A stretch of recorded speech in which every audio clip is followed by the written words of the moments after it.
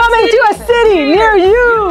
Underground band থেকে Saudi আরবে প্রথম নারী রক ব্যান্ড হিসেবে প্রকাশ্যে গান গাওয়ার অনুমতি পেয়েছে সিরা। প্রাথমিক পর্যায়ে গ্যারেজে হতো তাদের পারফর্ম, এরপর জনসম্মুখে আসার সুযোগ হতেই ঘটে বাজিমাত। তারা নিজেদের মতো করে এগিয়ে গেছে। তাদের ভাষ্য, সৌদির এমন বিধির মাঝে ব্যান্ড সিরা নারী শিল্পীদের জন্য অনুপ্রেরণা। আরবি সংস্কৃতিতে সিরা অর্থ জীবন।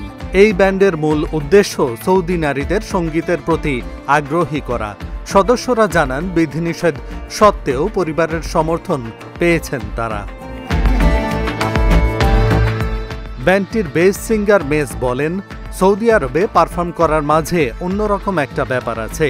এখানকার মানুষরা অতি উৎসাহী, যেন ওরা বিশ্বাসই করতে পারে না এভাবে গান করা সম্ভব। আরবের ঐতিহ্যবাহী নিকাব পরেই ড্রাম বাজান থিং। জানিয়েছেন, সৌদি আরবের নারীদের সঙ্গীতের প্রতি আগ্রহ তৈরি করতে চান তিনি।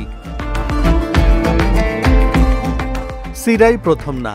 সৌদি আরবে 2008 সালে দ্য অ্যাকোলেড নামের আরও একটি নারী রক ব্যান্ড ছিল, যদিও তাদের শুধুমাত্র আন্ডারগ্রাউন্ডেই পারফর্মের অনুমতি মিলেছিল। এবার সিরা জনসম্মুখে পারফর্মের অনুমতি পেয়েছে।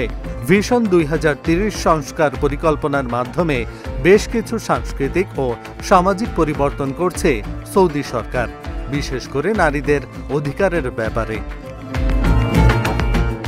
এহসানুল হক, ঢাকা জার্নাল।